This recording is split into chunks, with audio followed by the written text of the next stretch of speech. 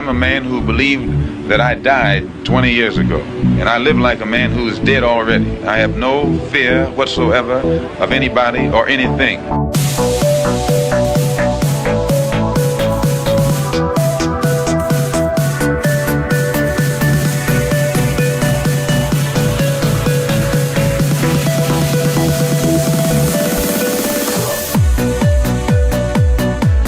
Gary Webb. I am an investigative journalist, and in 1996, I wrote a series of stories entitled Dark Alliance, which was about CIA involvement in drug trafficking.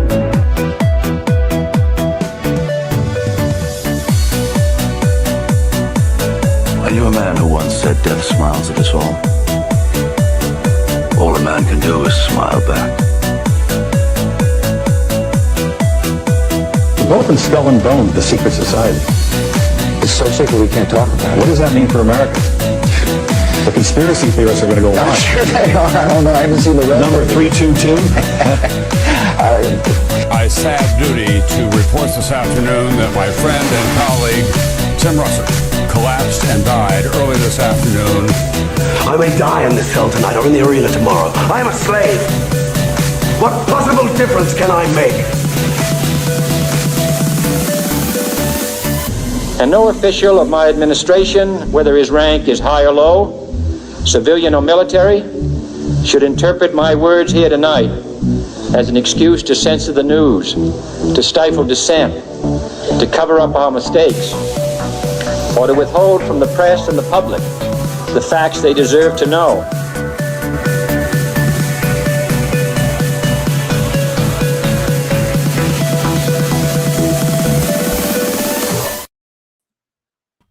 Welcome back to Already Dead, your favorite weekly live call-in conspiracy show. You Already Dead heads, be sure to call in. We'll have the number up shortly. We have plenty to talk about. We have the saga of the weekend wars still continuing, but hey, it's okay. We're saving it for the weekend. So only war on the weekend, Monday through Friday, 9 to 5. Don't worry about it. We got oil markets to be concerned about. But yeah, we have plenty to go through with you all today. We have Austin Picard, as always, and myself, Jose Galison, your intrepid co-hosts. So Austin, how are you feeling this week? I don't know. It seems like just kind of we're on autopilot a little bit from last week. Nothing really has changed. Things have gotten worse, although sort of better, but not. It's a little confusing. It's a lot of just a whiplash diplomacy that's completely founded on bullshit. So. Yeah, absolutely, brother. But I will say, I mean, false flag watch 2.0 in a way.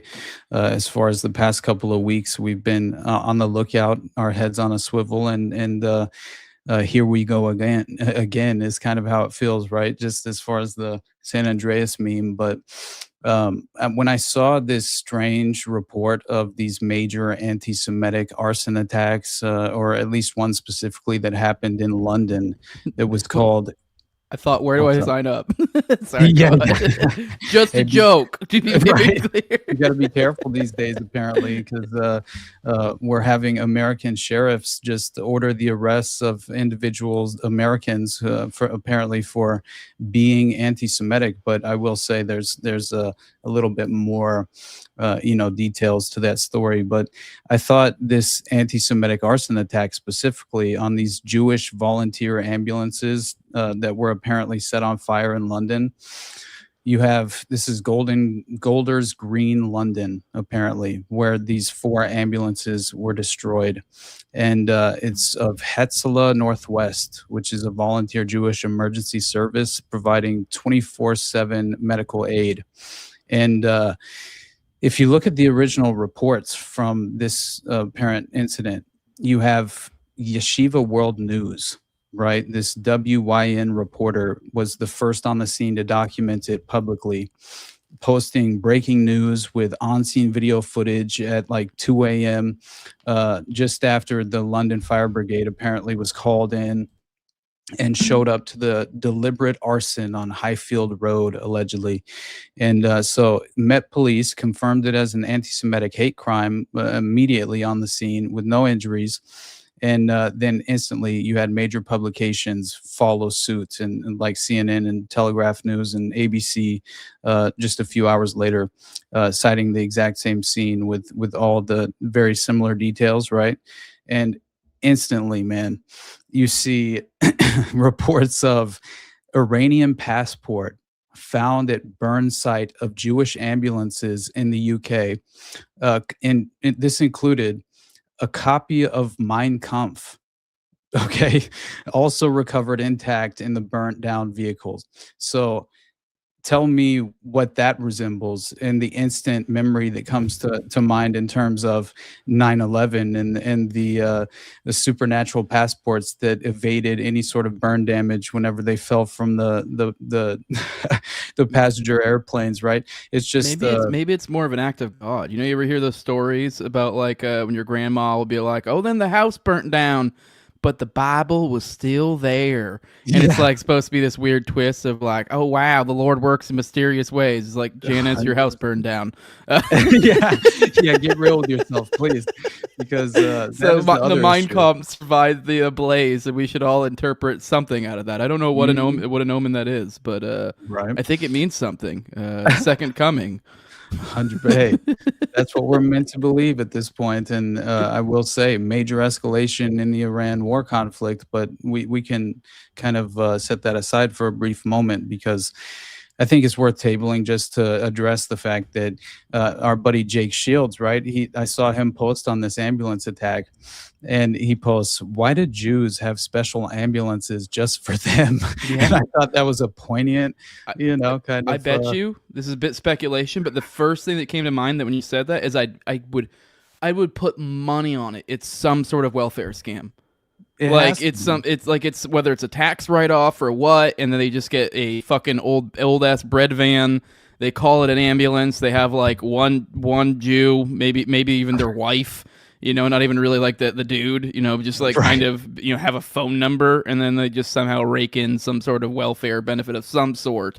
I mean, this is London, so that would totally check out that they have like which you could kind of understand how bureaucracy would create some sort of situation like that, where you're like, trying to create the incentives for localities to take care of their own, but obviously there's a certain group of people that like to manipulate those sort of things. Now, to be fair, I mean, I am an anarchist, so I think government by its own existence creates the situation that there's a rife for this sort of manipulation, but still doesn't mean you got to be a piece of shit.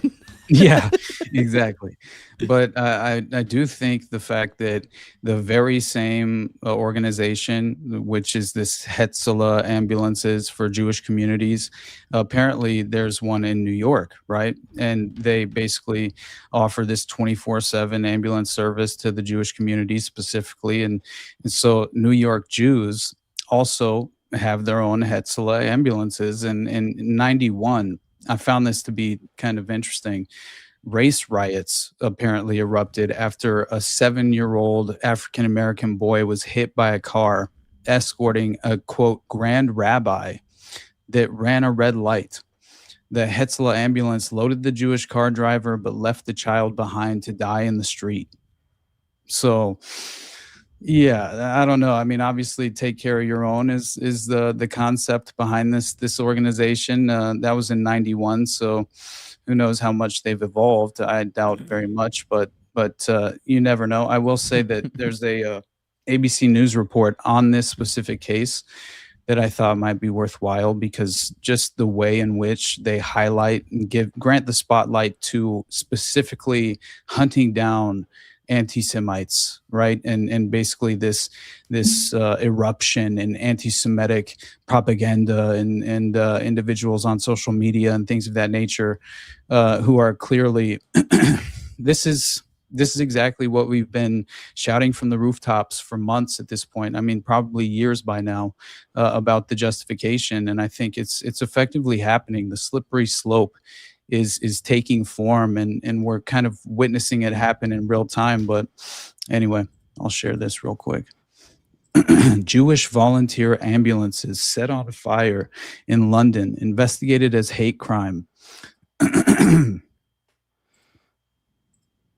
ABC News Live first. London police are investigating an alleged arson attack on 4 ambulances run by a Jewish community center.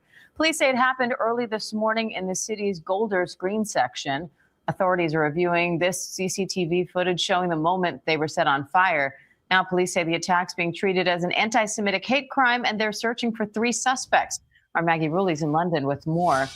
Hi, Maggie. So police say they're aware of an online claim from a group taking responsibility for the attack. What's the latest on the investigation?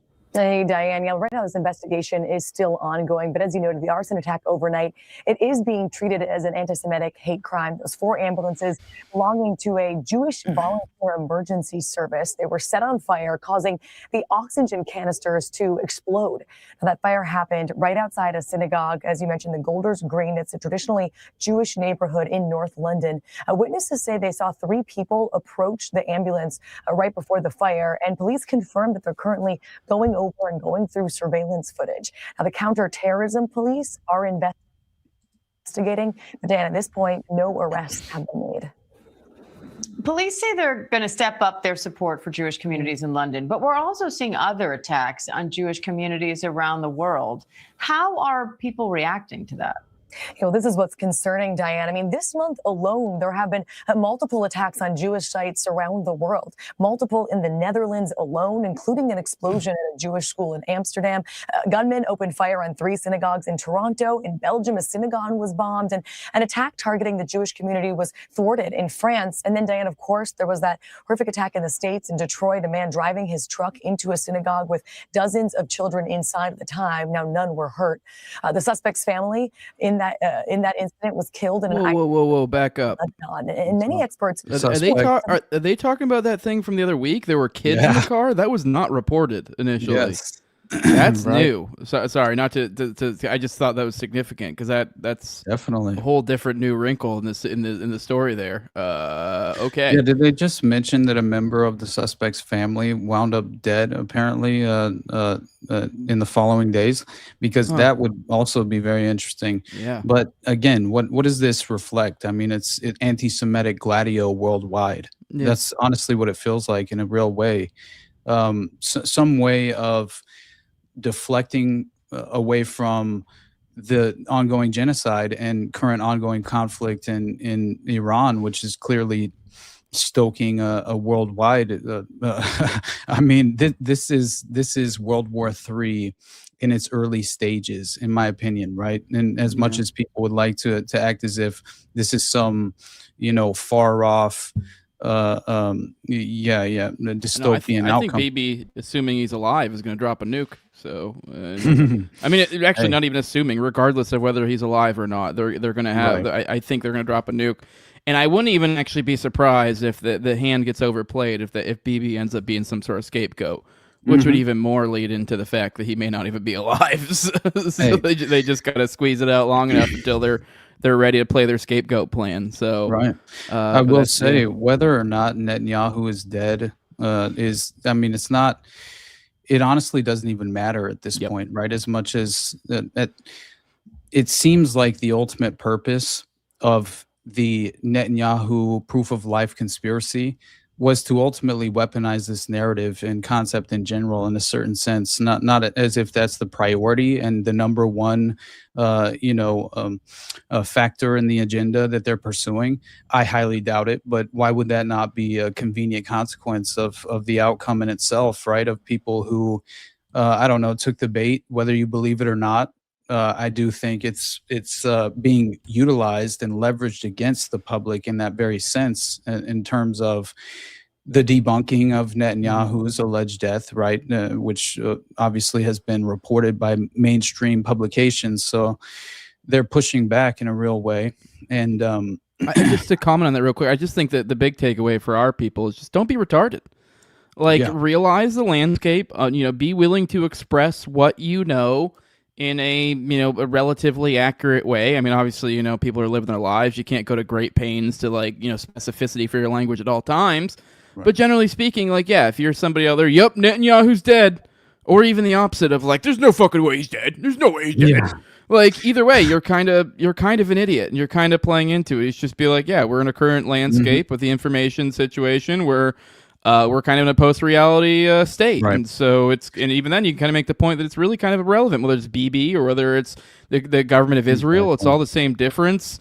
But you can still be honest about that and be like, I don't know, he could be fucking dead. Maybe he's not, which is kind of what me and you have been saying, which is I mean, who fucking knows? You can be like, hey, yeah, it looks fishy. I wouldn't be the least bit surprised if he's dead, but we don't have to in any way commit to the fact he's dead. It's really kind of a red herring. Seems to be completely beside the point. Right. And I think, I mean, I said as much the other day. I think I was just talking to my wife and venting and in a way, but I pretty much outlined the fact that, it doesn't matter whatsoever whether Netanyahu's dead or not. We're all focused and bogged down on this nonsensical debate that in reality, this is a puppet on a string in Netanyahu. He's in no way right behind any of these policies in general, as far as the manufacturing the policies, and he's just a face of the regime and has been for far too long. And he's not even the most extreme of his his coalition, like not even close. Like if anything, he's kind of somewhat moderate, maybe a little bit more on the stronger. Right. Yeah, you look at Smotrich, you look at Israel Katz, you look at who else am I thinking of? Ben Gvir. Like, look at the crazy shit they say, and those are all members of his cabinet. So like, those aren't like nobodies. I don't know how many members are on a cabinet, but that's like 3 members of the cabinet. And right there, every single one of them is far more explicit in their overtly genocidal language. When this is kind of ends up who gets their way, and Netanyahu is actually kind of the somewhat more palatable version of all that, so if you can believe it. And they're probably going to scapegoat it and maybe put some sort of other figure that kind of is sort of known for being a liberal over there, which, let's be real, a liberal over there, when they say that, they mean somebody who's actually still pretty crazy with some of that shit.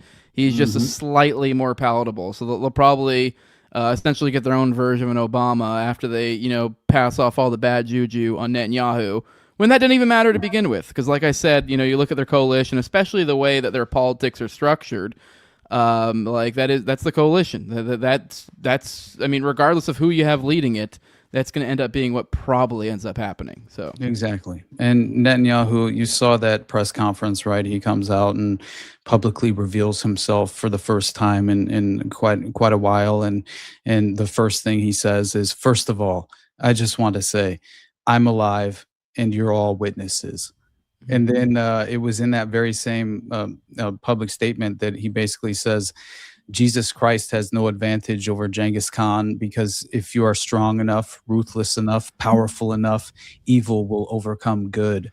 And it was just very strange language. Wasn't obviously. that same speech he was talking about how Iran, but he was doing this like language that like what the fuck are you talking about? Where he's saying stuff like, oh, you'll see blackmail that you've never even been able to imagine before. And like, he doesn't explicitly say Iran, but that's kind of the implication given of like what he just said.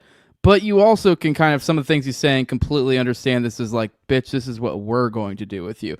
And he's mentioning I think he even said some sort of vague language about like weapons of mass destruction or something like that, kind of implying, I mean, I don't know. I wouldn't be, I really do. Hell, even Trump put out a Truth Social very recently. I forget specifically. He said something along the lines alluding to weapons of mass destruction and kind of saying we have all the cards.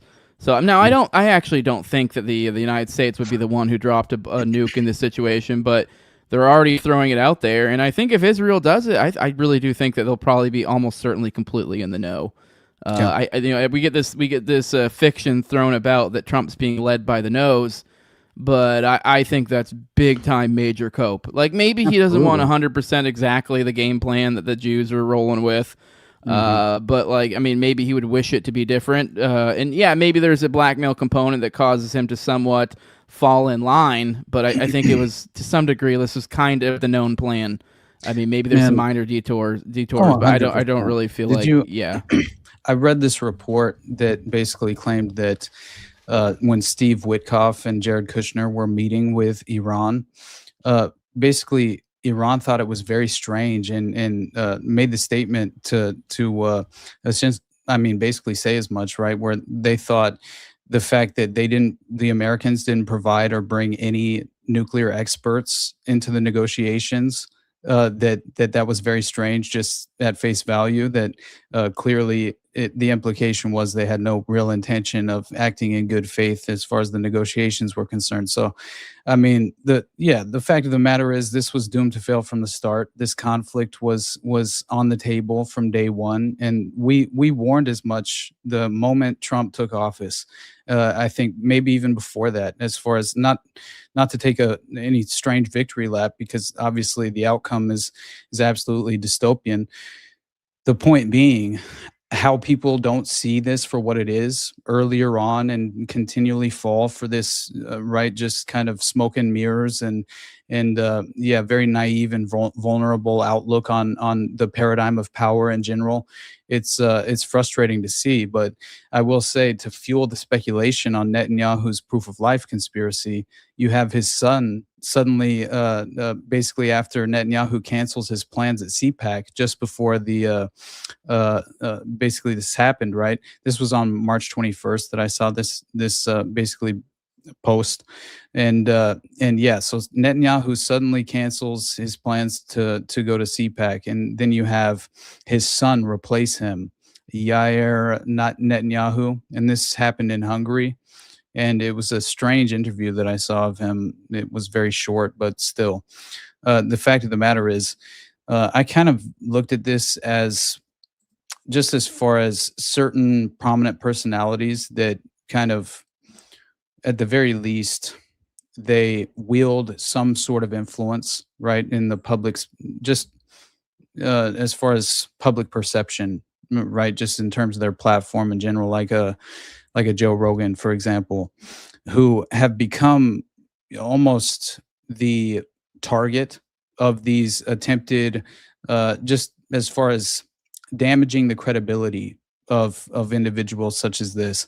And I'm not setting him up on some pedestal in any way as far as this specific context. I just saw it, and we sort of predicted it in terms of Netanyahu's proof of life conspiracy, and honestly not mattering at this point, because it seems like the ultimate purpose was to weaponize the narrative and the concept in general.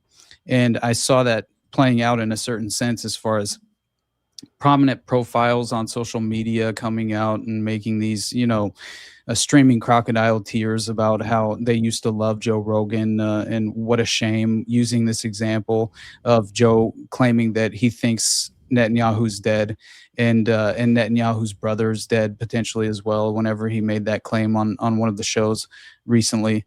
But anyway, I just thought, once again, we're in this strange, post-reality phase, right, where we have legitimately entered this cartoonish, just again, Lego-themed, state-sponsored war propaganda.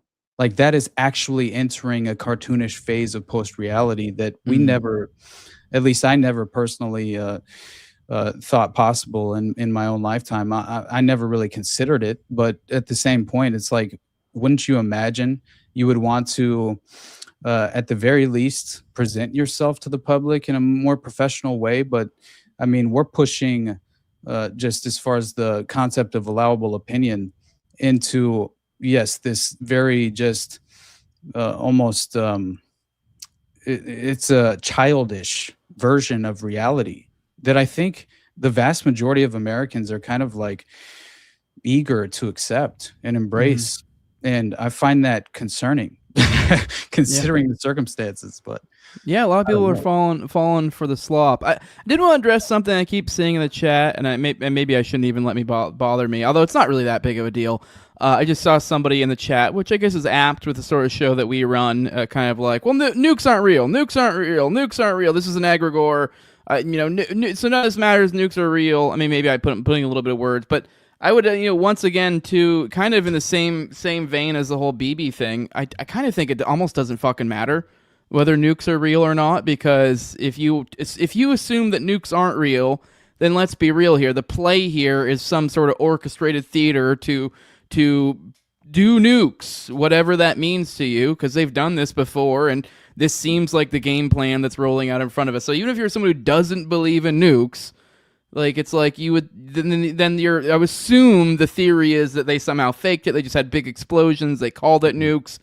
They got people on with that narrative, and it kind of doesn't matter. It's so either way, they're going to do something that's really bad. Is a big boom. It's a big scary, and it's going to be the big next political thing, the big geopolitical move. So whether that's real or not, it's kind of beside the point. Kind of the same idea that it's like whether BB's alive or not, it's kind of also beside the point. I mean, sure, I guess if you could prove with both, if you could prove one way or the other, it would kind of matter, but in effect it doesn't really matter all that much. So I mean, whether it's a big scary nukes or fake and they're all tricking us, I guess it's preferable, but they're still going to try to trick you all the same, likely. Is my look at it. So I agree, but I mean, every time I have this conversation with Sam, it's interesting because I completely am open to the idea of, sort of the nuclear reaction in the post-nuclear, essentially after the blast and the consequences of just that, the environment and things of that nature. Although he always points out how Japan just resettled so quickly after the blast took place and seemingly didn't really suffer too many consequences, which is an interesting concept. But I do know the footage of the tests, right, are clearly, some of them are faked and obviously produced at Lookout Mountain Laboratory. I think that in itself is where they filmed the moon landing, in my opinion. So I do think that a lot of what we just kind of have accepted over the course, just as far as recorded history in terms of this technological phase of advancement in military operations, obviously we can agree that they have the capability to create massive explosions that have catastrophic human toll, right, in terms of the casualties.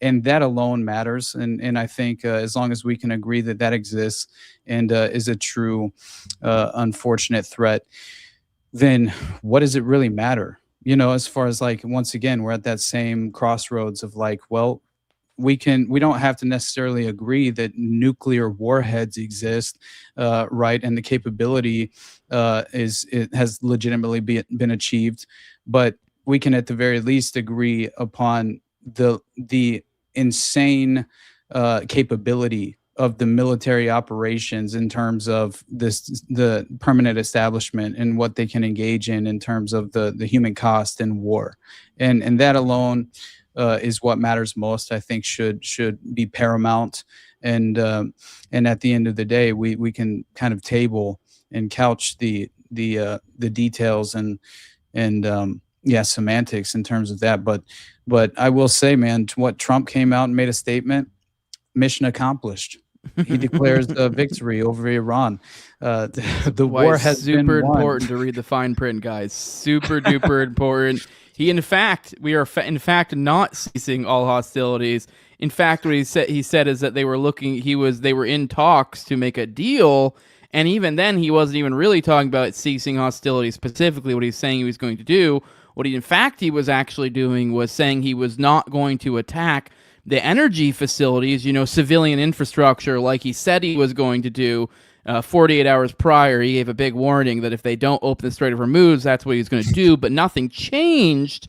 And yet, despite that, he's still on Monday, right before markets open up, ever so conveniently says, I'm going to give it a 5-day break before I actually do this thing I said I was going to do 48 hours ago. The thing motioning like right when markets closed, that thing I did before, that raised the ante. Just saying, it's just a little. It's you got to read the fine print. In fact, the war is still on. He's just not going to bomb energy infrastructure as he said he was going to do, and give it a little bit of a 5-day break to see what shakes out. Because they're totally talking. They're totally in talks, despite the fact every one of the Iranian leadership says they're not in talks. But Trump said they are talking to somebody. But he's not going to say who because they don't want to get him killed. There were leaks from Axios that said it was some, one of the speakers of their whatever, one of their higher ups over in Iran who immediately went, "The fuck I did." So it seems like they just be saying shit, and the weekend wars have begun. 100%, buddy. Here, actually, let me just finish this video so we can get it off the screen. And then real quick, actually, I do want one little commentary before it escapes my mind. You did mention this is like a worldwide Gladio thing. At first, before they went on about all the different stuff going on around the world, I thought it was particularly interesting.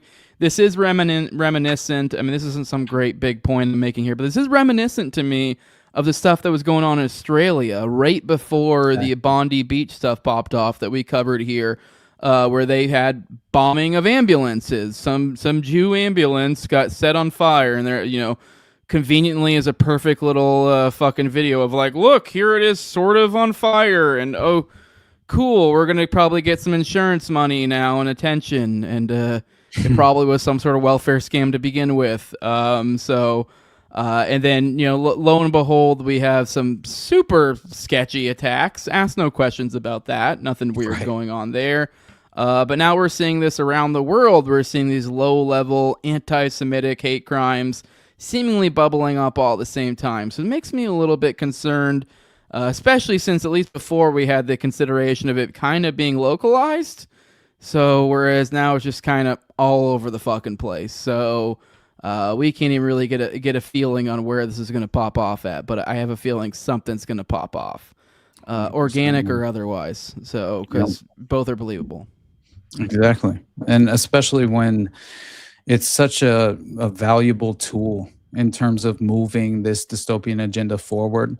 Anti-Semitism is just the perfect element just the perfect ingredient in the recipe that they're pursuing as far as what they're attempting to implement and really, I think, create a pretext and it very much establish the precedent in a way in which they can rely upon moving into the future, and we're seeing it firsthand in a real way. I mean, even the strike that my YouTube received was basically because of the context of what we were discussing, I think, and that applies directly to this in a real way. So it's undeniable at this point. But yeah, I think it's just a few seconds left on this.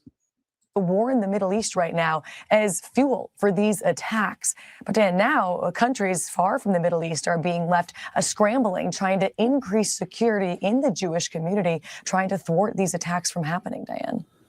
All right, Maggie Rulli for us in London. Thank you. All right, real quick, I want to address something in the chat. This is another one. I shouldn't be doing this, but I saw it and I wanted to. We've addressed this a few times. This person right here says, why do you link Tim Russell's interview with W with his death? They happened years apart. Kind of misleading. No, he's referring to something in our intro, which I will say I didn't make it, and I'm technologically retarded. I don't even know how to edit it, nor I don't know if I would want to. We've talked about this before because we kind of looked into a lot of those little all the little bits in some of there. I'm pretty sure we've looked into basically every little story in there at some point. And yeah, the Tim Russell one, it is kind of a little bit bullshit. It is a little bit misleading. We didn't know, and we looked into it later and we're like, oh shit, that was like years apart. But whatever. I guess you could say that's our little test for you guys. As I said, don't be retarded. Don't take everything at face value. But whatever, it's a little fun. It teases at the secret society aspect of this stuff.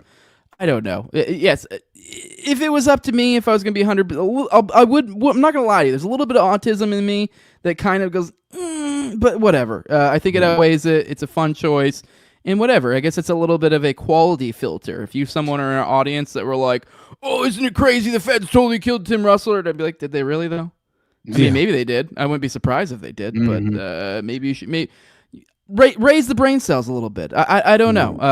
But yes, I wonder, whatever. It hits though. It's what the people want. Absolutely, and that's the main point. Is that it's an amazing intro and it's a great edit and that's the point. We should continue to use it. But as far as Tim Russell, I do think it's worthwhile in looking up what he was reporting on just before his death as well. Because if you've noticed, I mean, there's a theme there in terms of Michael Hastings. I mean, Danny Casolaro. There are very many different examples, even just in the edit alone, that you can point to that were clearly journalists who were in a way suicided or martyred for pursuing a story that was not at all meant to ever go public. And once you catch a real and let's just say evidentiary glimpse and have sources that are credible enough to go on the record and blow the lid off of the network itself and reveal it to the public, then your life becomes it's at stake, and it's in jeopardy. And I think that's something that is very worthwhile in noticing in terms of that edit. But meanwhile, we are also not only declaring victory over Iran, but we're also roaming free over Tehran, according to Trump, and we can do whatever we want. So I just find the language that they use at this point, and the fact that so many people are kind of tuned out to it at this point. It doesn't really resonate as much as it used to, but also the base appreciates it. And it's something they can kind of feel comfortable and safe in knowing that they have this strong man, representing their ideology and their principles. But it's all fake and gay, exactly. And that's something that I think people should finally just remove the naive veil for themselves and recognize the truth of what the system has become. They're asking, the current administration is seeking $200 billion in additional funding, right, for the Iran war, which is just the most ridiculous. I mean, I thought the war was over, right? Trump just declared victory, but at the same time, he seemingly. And to put that, just to give a frame of reference, people, because it just seems like made up numbers when you're talking about this big money. 200 billion, to put that in context, it's the current Department of War budget is $1 trillion for the year, and that was a huge I say improvement's the wrong word, but huge increase from the previous year, which I want to say was like around 600,000 or 700,000 or something like that, and they're already asking for 1.5 trillion next year. But just to give you a frame of reference, so 200 billion in the past couple weeks or so is essentially what we're incurring, where that 200 billion is coming from, and that's a few weeks that essentially are comprised of about a fifth of our current yearly rate of the Department of War, and by previous standards, about a third. And keep in mind, we have an incredibly, insanely bloated military. Even before these increases, despite we always get this gay little fucking rhetoric every fucking year from every fucking president about how we got to work on improving our military, and then we have like the largest military bar none. It just there's just even then, but people like have this idea that we have our biggest military that's exponentially larger, so we should be able to just be like a goddamn army of homelanders that can just do whatever the fuck they want. But it's still like even when you have this overwhelming force, it doesn't mean you can, unless you're just willing to throw people in the meat grinder and you just give no fucks whatsoever. You're not gonna be. We're not gonna be able to like take over Karg Island or whatever the fuck. I mean, you can, but there's cost to that. So like, just because you have this overwhelming military, especially in this current paradigm where we have drones and things have become so decentralized, it's like, I mean, hell, you look at the warfare going on. It's all this interceptor missiles versus these Shahhed drones that are like, $10,000 to make or whatever, and then we're dropping, what is it, like 500,000 or some insane shit for the interceptors. So it's like, the math doesn't math. It's just like, just because you have overwhelming force, it doesn't mean you can just whip your dick around and get whatever the fuck you want. Yeah. So I don't sorry. I'm it's just insane. No, it's insane when you put all this stuff in a. You give it a reference point for it. All. You're like, and it's hard to quantify these numbers when, honestly, just as far as the average budget of just as far as the general public in America, it's once again very hard to conceptualize, I think, and that alone loses the effect in a way, right? As far as just the statistics and the numbers and the data that's presented to the public, it almost, you see their eyes glaze over in a real way. And that's just become public sentiment just in terms of politics, essentially. And they're either fully entrenched in their ideological, bipartisan view, or they just aren't engaging whatsoever and essentially letting it just fly by in the overwhelming news cycle of the week. So there's basically no public support for this conflict at the very same time, as much as it sounds like doom and gloom in terms of just the intellect of the average American. There's definitely no interest in the deployment of U.S. ground troops in the region, right? But yet, that is precisely what Trump seems to be presenting as the only option to bring an end to the war, while he's simultaneously declaring a victory. It's a very strange dynamic to watch play out, but it's hard not to notice that whenever you have, I think I saw like there was a poll, which it's hard to believe the poll data, obviously, but this is a Reuters report, which claimed on March 19th, 65% of Americans believe U.S. President Donald Trump will order troops into a large-scale ground war in Iran, but only 7% support the idea. And this is according to a Reuters IPSOS poll that closed on Thursday, March 19th. So the 3-day poll showed Trump's broader standing with the public holding largely unchanged at 40%, up 1 percentage point from a Reuters poll carried out in hours after the U.S.-Israel attacked Iran on February 28th. So this was like a poll that gathered up to 1,500 plus U.S. adults nationwide, had a margin of error of about 3 percentage points, so give or take. But anyway, I thought it was interesting and worthwhile in pointing out the fact that there's absolutely no public support, and I appreciate that much, and I think all of us should. And I think antiwar.com even ran an article basically saying, it was Kyle Anzalone, the very same day actually that Reuters report came out. And he basically says the majority of Americans believe war against Iran benefits Israel more than the U.S. And then goes into 56% of voters said the war benefits Israel more. Only 29% said the conflict benefited the U.S. more. So yeah, again, it's convenient cannon fodder for the ideological two-party paradigm, right? This spectrum that's being further entrenched in an unfortunate way, where it's convenient for the left to obviously be dissenting voices in terms of this conflict. I'm talking about the voter, right? Just as far as like the voter base of the Democratic Party in a way, right? Who's still very much engaging in the system. I think this helps them become further entrenched and re-engage in a real way in the systematic structure of voting in general. And that is always the way in which the pendulum swings. And I find that to be problematic, but what are we to do with that, with that, honestly?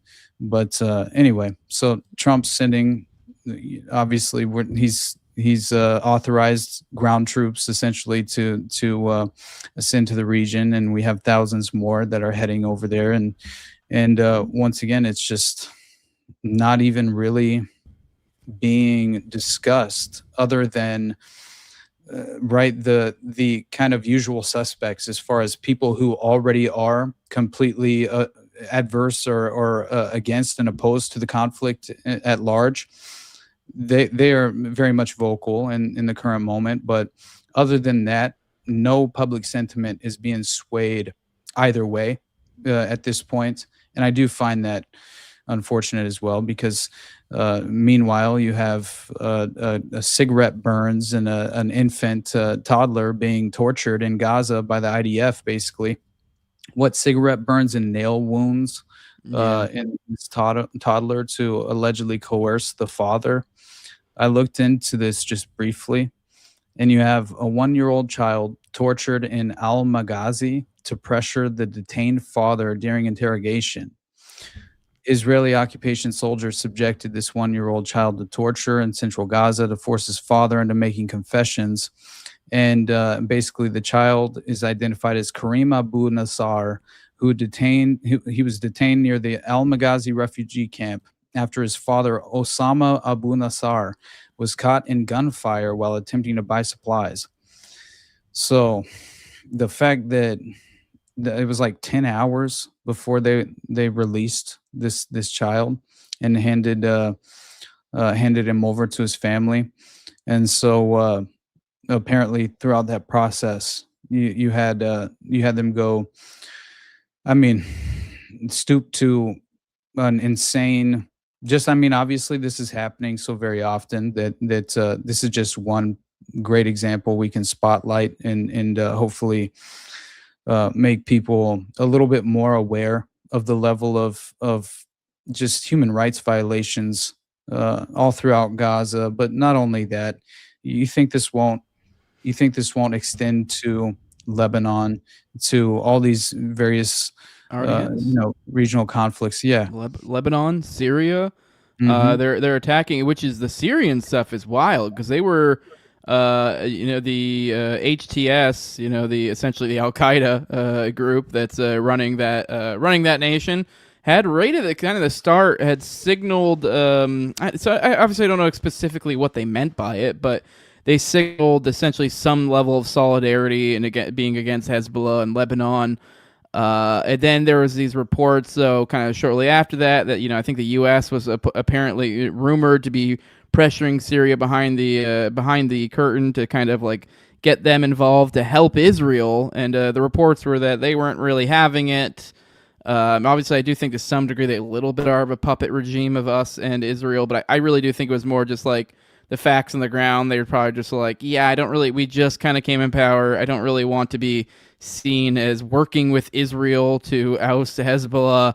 It's probably not the greatest move right now. And then shortly after that, which you'd think that'd be a respectable decision. Okay, whatever, fair enough. You won't get involved in our war.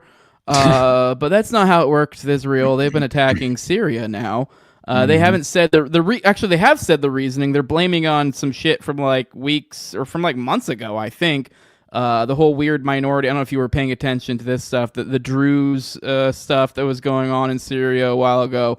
So they're blaming it on this weird minority, which don't get me wrong, that's fair enough, but I mean not fair enough in the sense of what they're doing as a result of it, but they do have a gripe in some of the minority violence that was going on there. Some of the there was weird ethnic groups butting up against each other, particularly even some of the HTS people, which I guess there's a lot of ISIS mixed in there because they've kind of just picked up mercenaries. But anyways, things have gone out of hand. So now they're attacking Syria. They're attacking the Syria, which they don't care. I mean, whether they're puppets or whether they're a further destabilized region, it doesn't matter to them. So, yeah. We have Lebanon. They initially said this is the game they play every time. They go, oh, we need a buffer zone, so they take over this buffer zone, and now they've kicked people out of like anywhere south of the Litany River, I believe. And they said you got to evacuate, and then we'll let people back once we feel safe. Of course, they never feel safe, and then now they're bombing bridges, and you have. I don't know if it was Bezalel. I want to say it was Katz. I think it was Israel Katz.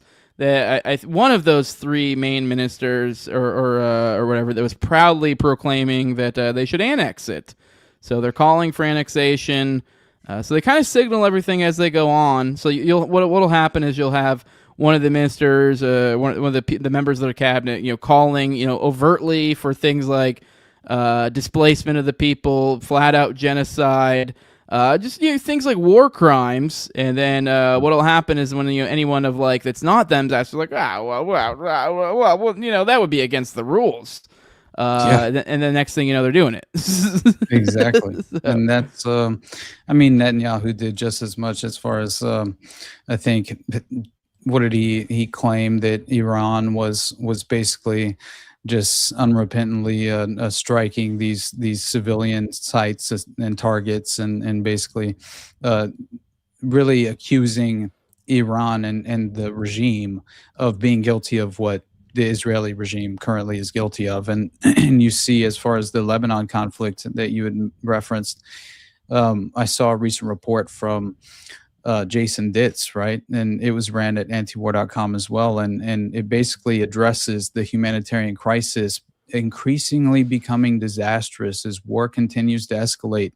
Lebanon death toll passes 1,000, according to Amnesty International, allegedly they made well, not allegedly, they made a public statement and published a report claiming and saying Israel needs and must stop attacking hospitals, basically. And the claim was, since Israel started its new war against Lebanon at the beginning of the month, over 1,000 people have been killed. The formal numbers from the Lebanese health ministry say that it includes 79 women, 118 children, and at least 40 healthcare workers. So, man, this is the cost of war. This is something that stands the test of time. And in no way should you find yourself on the end of facilitating a conflict such as this and ever justifying it in any real way, especially in ethical terms. I mean, you need to have a come to Jesus moment and reflect on who you've become and allowed yourself to become, because you should see for yourself firsthand what the cost of war truly is. Witness the civilian casualties and then come back with a legitimate argument and face yourself in the mirror. But I won't hold my breath, and as far as that's concerned, and I don't think any of us should. But hey, I will say, thank God for the amount of people that are waking up in this moment and that are seeing, the light in terms of in this moment of darkness. They're gravitating toward the light and they're finding out the unfortunate reality we face. That threat, it's become vital for us to acknowledge it and address it for what it is, but in honest terms. It's something that we can't have this Hollywood version of, again, the cartoonish phase of reality. We can't have that. We can't allow it to blur our vision, right? When it matters most. And what's on the line in this moment? I mean, this is the future of all mankind. Honestly, it really is, as much as that's the most dramatic terminology I could use. It feels that way. We're at an ethical crossroads. You have to, again, come to terms with the threats truly being posed to society at large. And until that moment comes, good luck, right? That's all I have to say. So, I feel sorry for you. I wish you would have done a little more work on your end before this moment came. But it's not our place. It's not our role. We can be here for the moment in which they become open-minded and objective enough to consider these alternative, views. But man, we can't do the work for them. We can't bridge that gap on their behalf. It's something that you have to genuinely, kind of follow that path on your own. And I'm holding out hope. Obviously, this is in no way a black pill.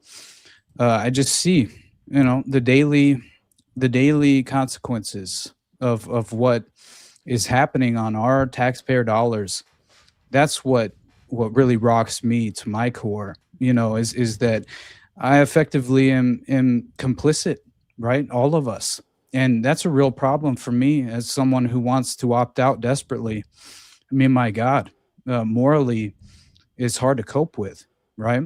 But anyway, I'll stop off my soapbox in terms of that. But thankfully, Austin, though, I mean, during these dour times, we're given heroes to rally the people. We've got, hell, you'd almost think he was like a comic book character with a name like Kent. We had Joe Kent enter the scene, reminding us, as everyone's out here heard during Iran bad, that perhaps you need to find deep down in your heart that also, and not even also, like the priority, like you can't be having. It's hard to have herder Iran in your heart when you have a herder China bad in your heart. These are two things that can't really sustain, enter into the equation at the same time. We're simple people. I mean, you got to have a very simple praxis. If you're trying to say, hey, herder bad, and you need to have herder one major thing bad. You can't have two. So I mean, it looks. I mean, I guess I'm being a little bit silly, a little bit facetious here, but I did watch the. I had to check it out. I mean, I had my thoughts. Let's be real. I was completely 100% correct. The first 20 minutes of the Tucker Carlson interview is literally, I just right now we need to really be focusing on herder China bad, and we got all this herder Iran bad going on. So. We got to get back on. So there's nothing about this is really all that principled. There really is. We need to be focusing on the next fight. This vague thing. It's funny too. They even give this like sort of. They do this thing where like, well, China's winning because they're engaging, like they're the deal makers. Like they're the ones who get to be there, be the rational. And let's be real. Like the angling here is they're angling for some sort of economic warfare, some sort of light level warfare, maybe even more in the future. They're just playing these weird great power games, and they're focused on China, as opposed to like breaking the paradigm and just not being like just don't be shitty. This whole like we got to be angling to fight China. I personally find it particularly ridiculous. Mm-hmm. But I don't know. I just kind of want, I guess, get your thoughts on that. I guess a little bit. Obviously, let's be real. You have the same perspective I do, but I found it hilarious. It literally like the first 20 minutes really are just that. Which to be fair, I mean, this is, I guess, if I'm gonna make, I'm kind of implying perhaps is a limited hangout of some sort. Yes. Like I think this is a W. Like to be very clear, I think this is a W. But I also. I guess maybe a little bit of stick in the mud. Everybody wants to have this fun, oh my God, the hero moment. And perhaps, obviously I don't know exactly, but I think it was probably a little bit more of a analytical situation if I had to. And let's be real, he probably actually believes these things. Perhaps. Like he probably to some degree believes it. He definitely knows it's popular opinion at this moment. And I think as far as public perception is concerned, now, that's the way I look at some of these personalities, especially the Tuckers of the world and Candace Owens, and not as much of Mike Flynn in the influencer context because clearly he has such an interesting military background, but still he's being utilized in that way. These are controlled opposition assets, in my opinion, that they land on separate sides of the political spectrum that is being exploited and leveraged against us and the individuals who still engage in it in this way. And I think they lend each other credibility through the influencer wars that they engage in, right? And these public, because the point being is you realize the opportunity. If you're the permanent establishment, the they in quotations, right, that we all refer to so often, and you want to control the outcome, why would you not litter the avenues of opportunity at all times to essentially lend credibility to certain controlled opposition assets in these fields of influence? What do we refer to it as? The influencer industrial complex for a reason. And that's what I view this specifically kind of falling into or under that umbrella, because instantly what I just saw happen is because again, this is kind of how you rein in the individuals who are fleeing from the propaganda. You can kind of control the outcome and rein them back into the establishment narrative by providing them the hero, right, in the moment of crisis. And that's exactly what I think. It's a moral crisis that they're exploiting. And so you see Kash Patel's PragerU affiliated girlfriend, who couldn't be more of a Mossad asset, coming out and claiming that her name's Alexis Wilkins, right? That's her name. She alleges that Mike Flynn, Tucker Carlson, Joe Kent, and Candace Owens are all linked to a foreign influence operation. She also claims she is the victim of a foreign-linked influence network that has coordinated operations against her and insinuates it is not Israel. And that was obviously... It's a whole 13-tweet thread, by the way, which I don't understand why. For one, she has a blue check, so I don't understand why she did it in that way, because you can just make it one big thread. But whatever, that aside, I don't know, it's just me being weirdly nerdy about it, but... Yeah, she did a 13 tweet thread on it for some fucking reason. So I have it bookmarked. I'll probably cover it for the morning show tomorrow because how do I not? Right. But yeah, I'm not going to bore you guys with digging onto all that right now. But yeah, she looks like she's making some pretty. And to be fair, some of the people she's implying are some sort of contrived op of some sort. She's, I think, correct.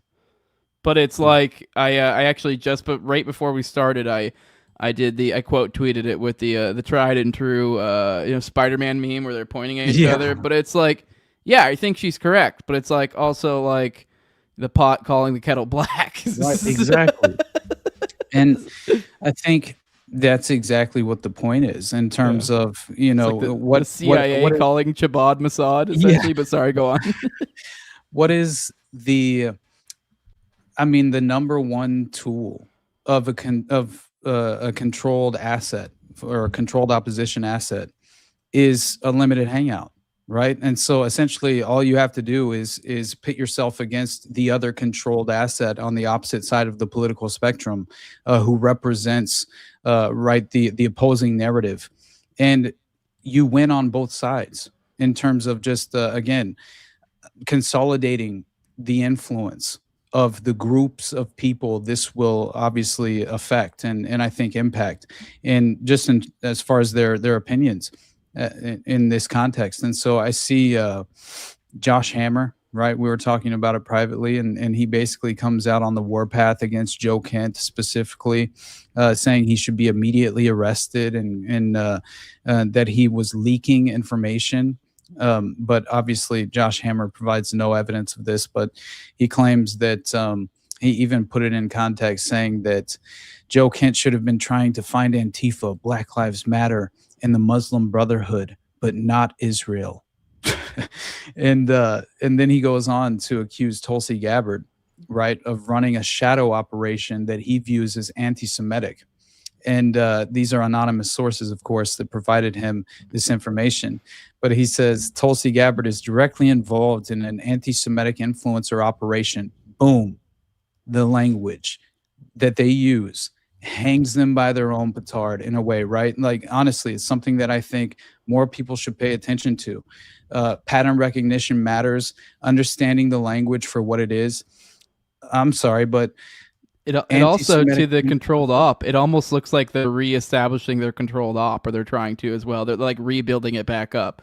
Because trying to sell Tulsi as some sort of shadow, like, okay, all right, sure. Yeah, the one who's cucked out completely, and all the reports, all the rumors behind the scenes is she has no influence whatsoever. But yeah, she's running a fucking shadow op. But like, to them, she's effective for having this view as like being the principled one. So if you are 11 of the world selling this cope as like, oh, she's doing that kind of keeps some of the panicans on board incidentally. So I mean, not saying he's this intelligent, he seems pretty stupid, but who knows? I mean, either way, it effectively works for that. Exactly. But, and it rehabs her image in a real way. And honestly, as far as people who are more low frequency and just as far as their interpretation is concerned in just the overall news cycle, it will impact them in a real way and probably affect them in their opinions and in a negative context as far as the systematic agenda. So that's the main issue I have. These people want to have no more heroes is the sentiment, I think, as much as I think that was once upon a time Andy Malafarena's name of his podcast. I think he changed the name, but it used to be No More Heroes. And I always found that to be just very poignant in our current phase of reality, because they want you to be in that vulnerable position where you are psychologically waiting at all times, primed and ready for another hero to land on the political spectrum, for you to set on their pedestal and defend and justify their actions without any sort of moral clarity and principled just foundation, and the cycle repeats. So but I anyway. mean, Joe Kent, he's beyond reproach. I mean, do you see the heroic thing he pulled here, leaving it? I mean, don't you know he's prior military? I mean, his wife died in, his wife died. I mean, you never hear them saying that. Like, ISIS killed her, which it's like, to be fair, like, people always say that. And it's like, I have no idea the context. This motherfucker was like, I don't know if this happened when he was CIA or when he was a Green Beret, but either way, I mean, we don't know what shadow games are going. I mean, especially if you know the conspiracy surrounding ISIS. Like, I don't know, like what particularly is going on here, but this seems like some Tealite, like the CIA or Teal's CIA versus like Chabad's Mossad, which to some degree I think there is truth in a little bit of this narrative battle occurring, but it's like some degree sanitized, and that it's like, but it's also like a little bit of this like. As above, so below, a little bit of like, fake binaries coming at play, while there also is some truth to the binary. Like, for example, like to this idea of I've gone to with like, I do think there is a genuine foreign policy schism with these parties here. I think one of them wants to not get mired in the Middle East and wants to focus on the next big great power coming up, China. I think that's like generally speaking your vaguely CIA guys, the Teals, the Tuckers, the kids. Is what you're saying, and then you have on the flip side, you got like the Chabad, the Mossad, whatever, the Levins, the Grahams. They're all in on the Middle East. Like that's what they wanted to get done. So I do think, in like, obviously in a certain sense, I prefer the CIA guys here. But I'm still going to point out they're CIA, because at least it is like a delaying the shitty thing to later. Like, they want to do some shitty China stuff later. Right. But whatever. I'm just aware there's going to be shitty China stuff in the future. I don't have to give my full-throated endorsement of these guys to say that, like, hey, they're right on this thing. But this is like, people are incapable of walking and chewing gum, it seems. Like, they're incapable of being like, yeah, that's cool. That's cool that what Kent's doing, how that's shaking out for current things. That doesn't necessarily mean he's some crazy hero, and we don't necessarily need to give him any sort of crazy, because let's be real, he's going to run for something in the future. He's going to do something. They're going to launder his reputation for something, so like, it's not like he's a non-entity. There's not like and this is like the same idea when people are like, oh my God, Elon Musk is bringing back free speech. He didn't have to do this. He's really helping us all here. Like, it's like, are you really incapable of understanding how this in any way benefits them? This like huge billionaire guy that has like wide control of many markets, like how it would make sense for him to take over a social media app. I know it's not that crazy. I mean, is it really that crazy for a political individual that, made a point for him to being like a somewhat sort of vaguely against the terror wars or whatever because he experienced it? That's part of his story. Is it really that crazy to think for a political figure that has legs for decades to come that perhaps they would go, oh, I don't want to make myself no longer a viable political candidate going forward? Is it really that crazy? And especially in a situation where it's like, I don't know, if you read the tea leaves, it's like, this is definitely a W for the future. And and a lot of people are saying like he could end up dealing with some negative consequences from the establishment. And I actually think he probably will. I wouldn't be the least bit surprised, because I think he's already been reports that he's being indicted or something. I don't know what's going to come of that. I wouldn't be the least bit surprised if he does get dragged through some sort of court, something or other. We're going to keep this mantra going of what a hero, look at what he's going through for the nation. And I think it'll probably quietly, when people aren't really paying attention, it'll just kind of just blow over into nothing. Charges get dropped or whatever. Because it will only help to further bolster his reputation, which is the ultimate goal in the first place. And that's, I mean, you tie that in with that Axios article that we covered last week, that what was the headline? Anti-war anti-Semitism is still anti-Semitism, and it was specifically in context regarding Joe Kent, and it was cautioning the Democrats to distance themselves and stay away from Joe Kent as a political operative, as an asset of some kind that they could use going forward. And I thought, very strange thing to do, just as far as a mainstream publication to publish an article that seemed to be very political in nature, and addressing specifically the establishment politicians and puppets that exist and as public representatives. But anyway, found it interesting. Right. Jacob, you got something for us? Are we got a call? We haven't even opened the phone lines yet. So I don't know what's holding it up, but what's up? Can you hear me? I can hear you. What's up? What's up, buddy?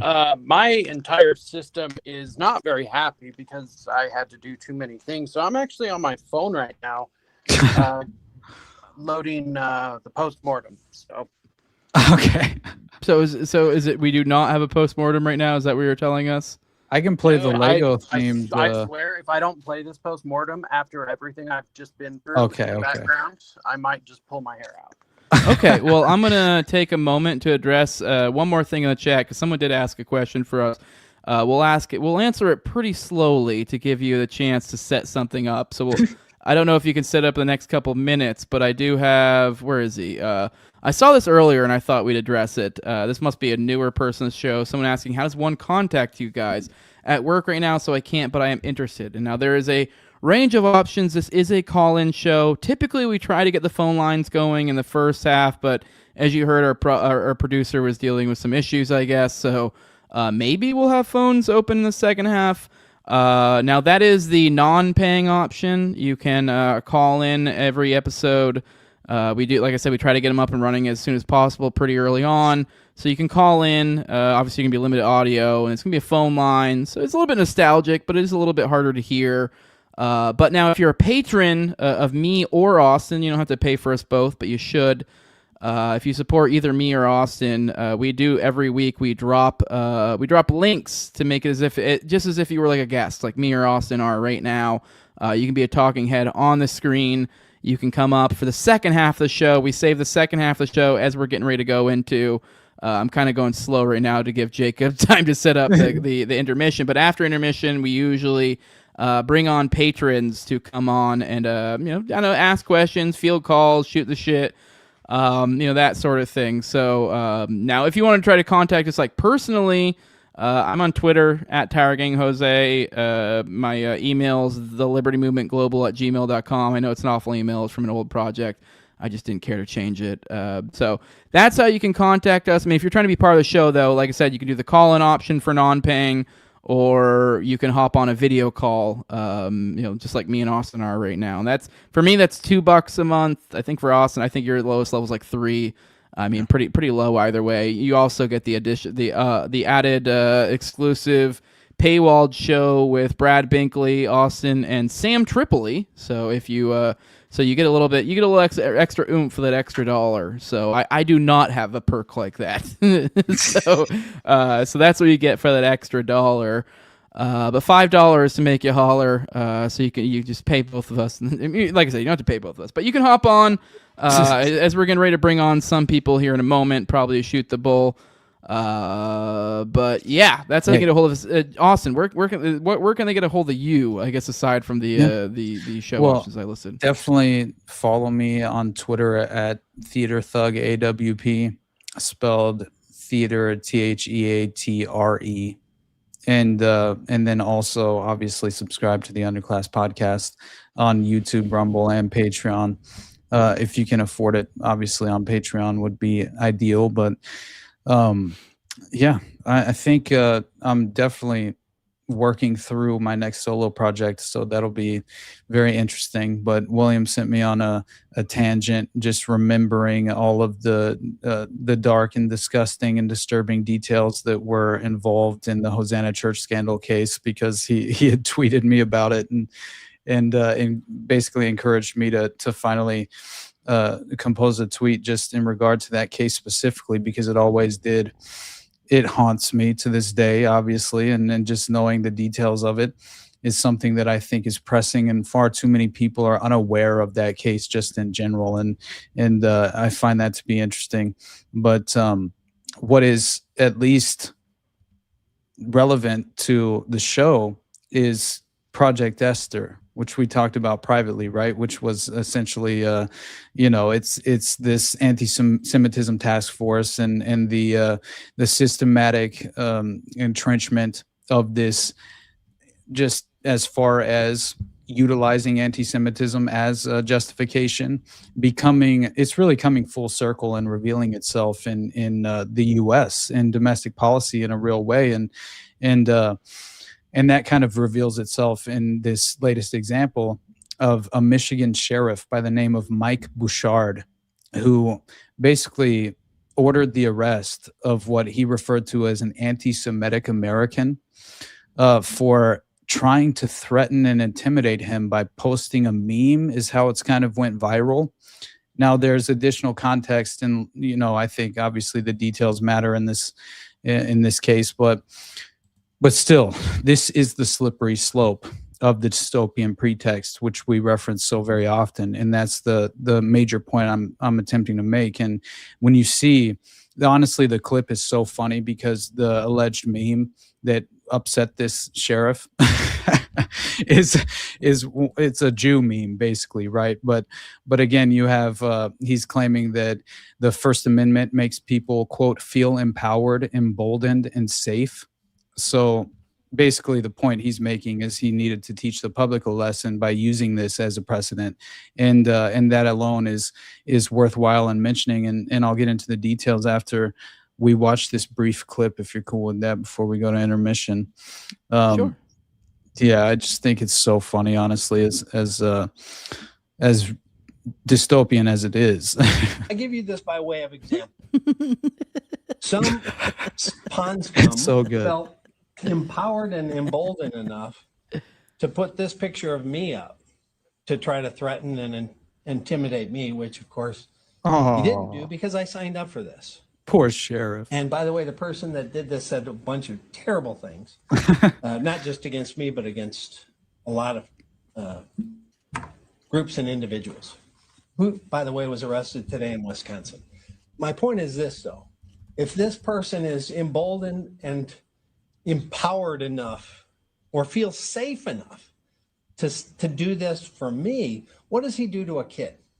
What does he do to a Jewish family walking down? That alone, right? Like, what are you doing here? Well, the makes me look like a Jew. I bet you he fucks kids. Absolutely.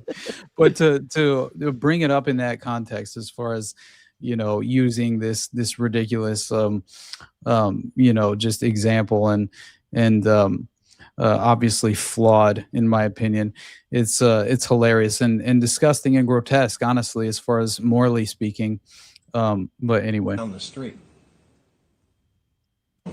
And that's because of the normalization of this, watching this on television and saying, okay, I feel empowered enough that I can do this. Well, A, you can't. And B, if you think you can do it to somebody that's in law enforcement, again, what are you going to do in an alley or in a street to a Jewish family or a kid walking down the street? We say no. We're drawing the line.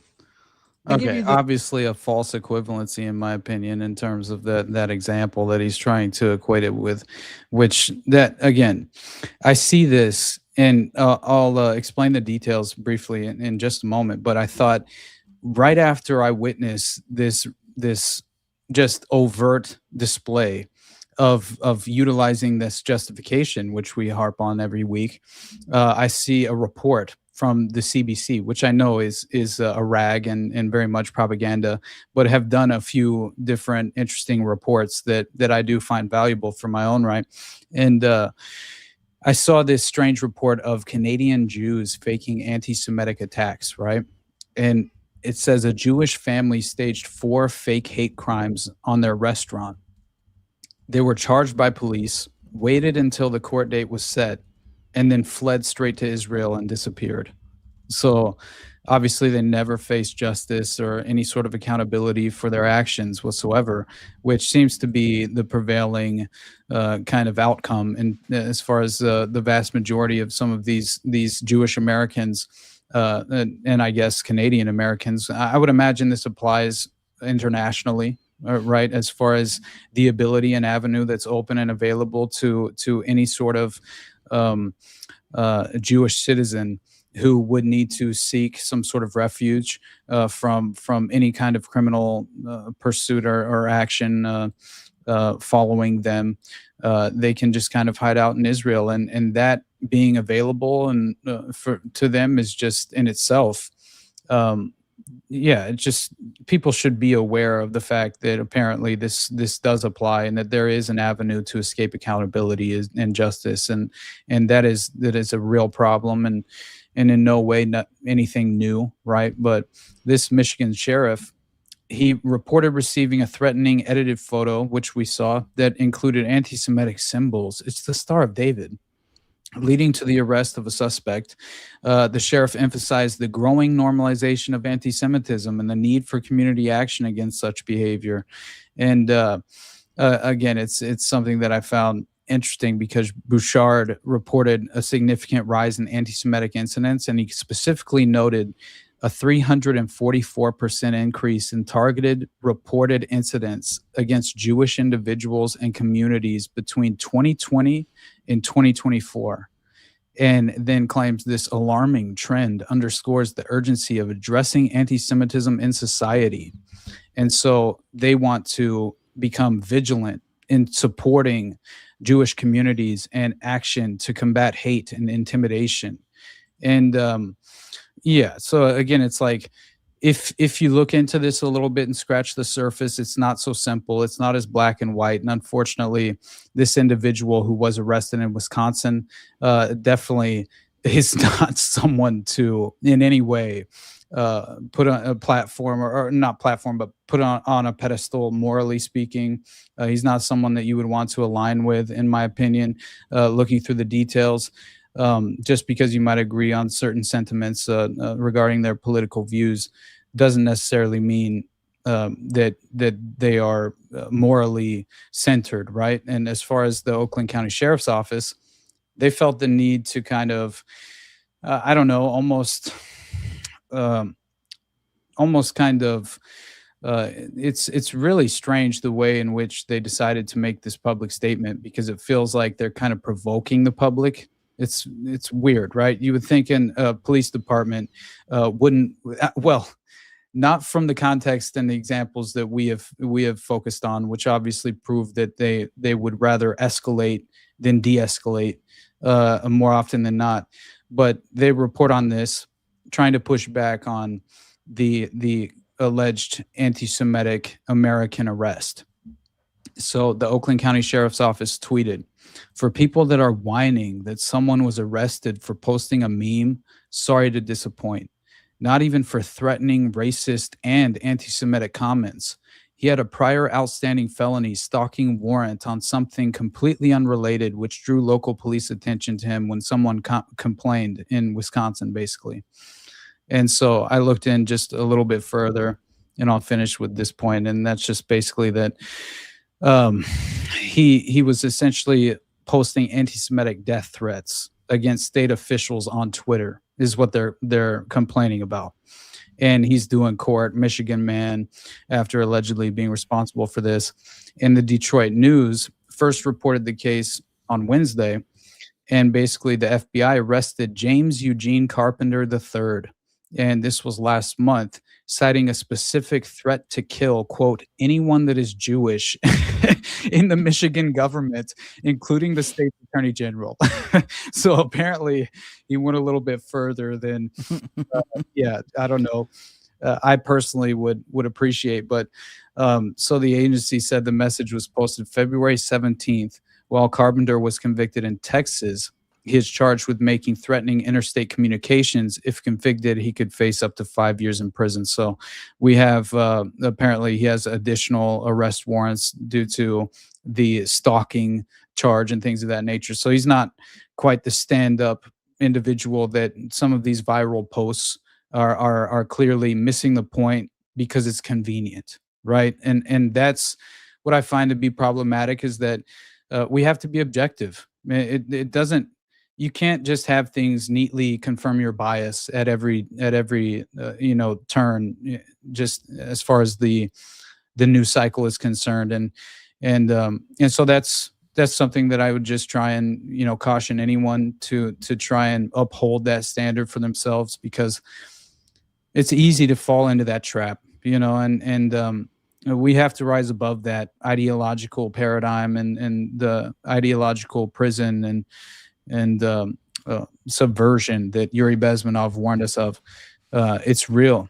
and the effect is happening in real time. So anyway. All right. By the way, Jacob was trying to pop in. He was just going to tell us that I guess he's still having issues, so I think we're just going to go with no intermission today. So the rare sticklers of you guys who don't like screamo music and complain about it in the chat, you will not be exposed to that this week. Next week you will. So there is one more little topic I did want to talk to you about, and then I figured maybe we bring in one of our patrons and then roll out of here. Maybe do another 20, 30 minutes or so and get out.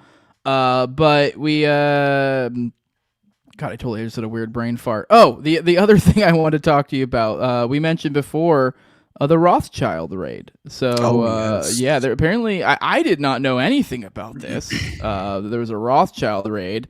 But yeah, I figured we shoot the bull about that a little bit, and I think Rage Child wants to join us, so maybe we'll get a little bit of drunk antics before we leave for the day. Awesome. Yeah. I saw we had, who was it? D's Laughs. I think he said he might want to join at one point. Oh, yeah, but I don't know. Okay, cool. If he did, sound off in the private chat if so, and we'll bring you on. I didn't see that earlier. I was asking, but yeah. Man, the only final point to kind of dovetail in with the anti-Semitism context that we've been discussing, and then I'll obviously pivot to the Rothschild raid, was the Laura Loomer post that I had talked to you about privately, right? Where she essentially claims that, and she clearly represents the Mossad, and I mean, these individuals are controlled opposition, and she comes out and says that it's the podcaster's fault. Right. And they're sowing discord for foreign nations in America. She claims there will be a massive Islamic terror attack in America, and the perpetrators will likely have financial ties to podcasters and those who are sowing discord for foreign nations in the United States. I predict there will be many casualties, and only then will it maybe set in that people have been conned into supporting a terrorist psyop to distract you from the threat of Islam, while the enemy plotted to destroy our country from within with botted conspiracy theories. It will likely be 10 times worse than 9/11, and it's going to trace right back to the woke Reich in some way. I just have this sense. So, if you are to take any of these individuals seriously, for at least maybe, you were just alluding to the fact that you think, a very impactful, large, sort of aggressive military strike could be in the cards, right? It could be on the table, and they could be considering going forward with this type of action, if only to manufacture consent. I feel like it's the best way to manufacture consent for a conflict that has no public support, because no one supported the invasion of Iraq and the terror wars until 9/11 happened.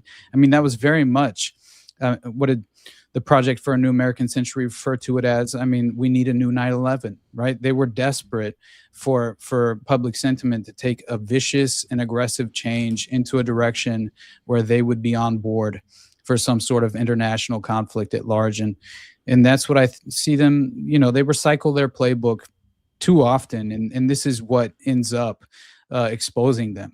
And, I'm appreciative of that much. But anyway, I'll leave it at that. And the Rothschild raid is definitely something that I feel like is important to touch on. Apparently, the Rothschild Bank was searched in Paris on Friday. All right, as part of Epstein's investigation.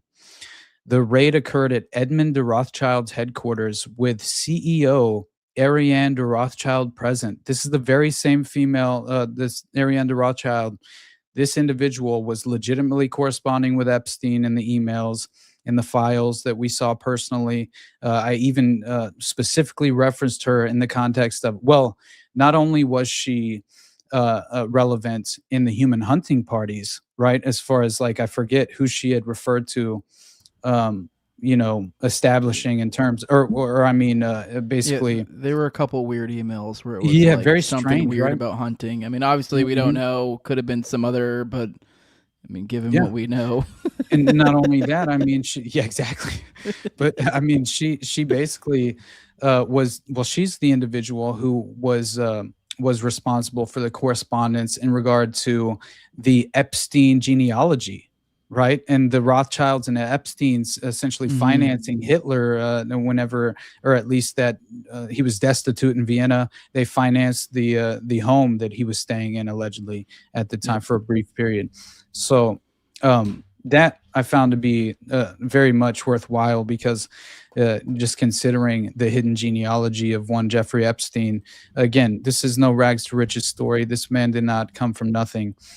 He was handed the keys to an enterprise, and I think this was a long-lasting Roy Cohn's sexual blackmail operation stemming out of the kosher mob. And if you're wondering why the kosher mafia seems to have a significant influence in the current moment, then yeah, maybe take a second and reflect on that, and then apply it to the power paradigm at large. But it goes further than this. There's additional reporting. The Rothschild raid, apparently French prosecutors said diplomat Fabrice Aden transferred UN Security Council briefings to Jeffrey Epstein. So this is basically almost, in a way, it's kind of confirming and at the very least almost reinforcing the Prince Andrew allegations of him sharing vital intelligence illegally to Jeffrey Epstein in this investigation as well.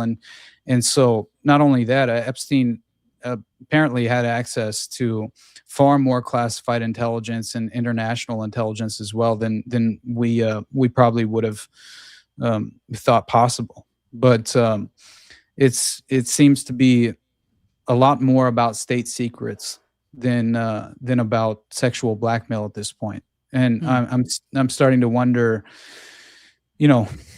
how much more influence he truly did have, right? Other than people want, and I'm not at all in a way kind of just, I don't know, not prioritizing the sexual blackmail and the abuse that exists. Obviously, I'm not undermining the importance of that as a priority of focus.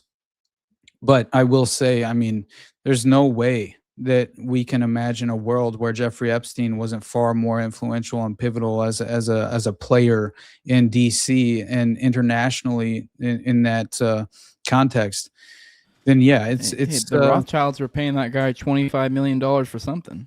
So. Right, exactly, and that's what I find very concerning is that essentially, yeah, we're at a moment where we can draw the direct connections to Thomas Pritzker going on the Boys and Toys by General Petraeus, offering him two military helicopters to go play with these Afghan boys.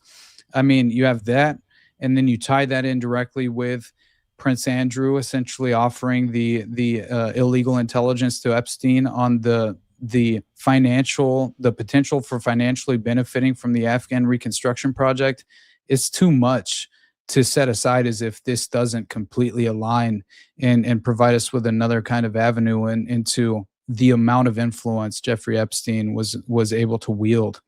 But anyway, that's pretty much the as of now kind of the update on this ongoing Epstein investigation in the UK, because it might come to, I'm not saying that anyone of any real significance will be held accountable for the right reasons, but we might legitimately gain a credible window into future evidence that helps reinforce so much of what we already believe in terms of this network at large. So yep, death by 1,000 cuts for those who are actually paying attention. Mm-hmm. All right, let's go ahead and bring some patrons in here. Let's bring on Deez and Rage, and then we'll probably kill it for the day. I'm gonna take a piss real quick, actually. I'll be right back. Yeah, sure. Yeah, let's go ahead and I guess we'll get Deez in here. And what's up, Deez? How you doing? What's up? Can you hear me? Yeah, I can hear you good. What's up, man? Pleasure to have you on the show. I think it's the first time I've seen you back there, so it's cool. First time caller, first time listener. No, but yeah. Just calling from Toronto, man. Just wanted to say what's up. Big fan of both of you guys. So, yeah. Hell yeah. Oh, you're up there in Canada. You got any? 51st, the 51st. Yeah, 51st state, America's top hat. Trump's going to take it over for us here soon. That's going to be the next place we invade after Cuba. I'm waiting. What do you got for us, Deez? You got any thoughts on today? Any questions? Anything in particular you want to talk about before we bring Rage in for his hijinks? Yeah, just quickly. I just wanted to say thank you guys for the content. I've been making music. That's kind of what I do up here. Make little rap songs and stuff. I met Brad Binkley last year in Tennessee. Yeah. So just making music for the conspiracy people out here. And you guys have given me like great content. So hell yeah, you got like a plug or anything? I mean, how's that working? I mean, I don't know if you want to plug that or. Well, I basically got an album coming out next month. Yeah, Bread and Circus. It'll be on YouTube and Spotify and all that stuff. So just wanted to say thanks again, man, for everything. But question: what do you think about Epstein and Bitcoin? You think he's the one who created that, or I know that was Nakamoto? Yeah, he definitely helped fund the core development of Bitcoin, and that alone is I think cause for concern as far as that is. I believe that Satoshi Nakamoto was a construct in general. As far as I think the translation alone is very, very strange and should definitely raise red flags for people who are even under the impression that Bitcoin is some sort of avenue for detaching from the financial system. Like obviously it's the future for central based digital currency and just as far as the central bank, I mean, and so I do believe that there are cryptocurrencies out there like a Monero, that exists. That's more of a pirate cryptocurrency that does try and offer a solution but still, the problem I have is that you're always going to be fundamentally on the grid. So you're relying upon, a major, what did Klaus Schwab warn, right? The next, essentially, what was it? A catastrophic blackout would occur, essentially, right? That was a targeted sort of grid down scenario, right, where they would then usher in this dystopian new age internet system that would essentially have it would make sure that basically the infrastructure was in place of the new internet for you to be rendered unable to remain anonymous, and you would have to basically provide your ID and a legitimate government issued identification to even have an online footprint. And that's what I'm concerned with. So I don't know how much you could ever rely on digital currency is the point I'm making, right? So I believe Epstein certainly had some sort of, role to play as far as the establishment and attempted entrenchment of the new age digital currency Tether as well, maybe, or do what? You said definitely Tether, maybe, or another maybe. Yeah, I mean, there's definitely alternatives that are out there that people have to make sure they're not on the, Ethereum based and all these various, it's a different, it's an entire culture that you have to become kind of,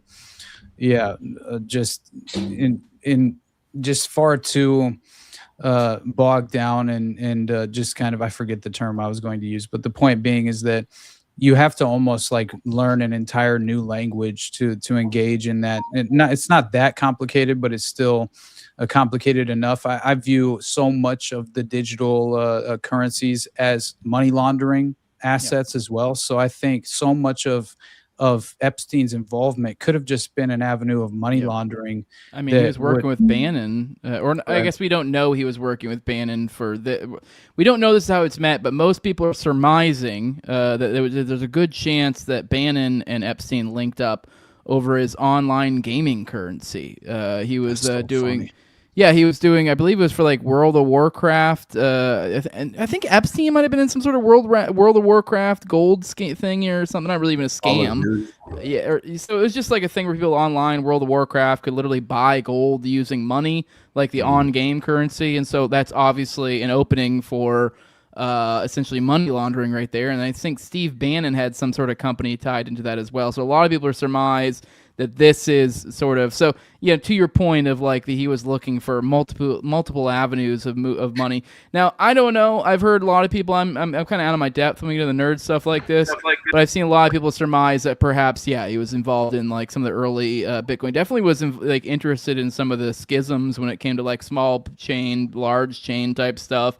Some of the like the little theory stuff people got into. So he was really embroiled in all that stuff. But it is kind of hard to. I know everyone wants to go to the craziest conspiracy and be like, he's clearly Satoshi. Maybe, I don't know. I wouldn't get to be all that like blown away. But it's also probably just as likely that he was just tapping into that spot for his own purposes. Yeah. Well, just wanted to say thanks again. And last thing I can promote, maybe say on the way out, I got a song on YouTube. It's called Robert Maxwell. Maxwell with 2 X's.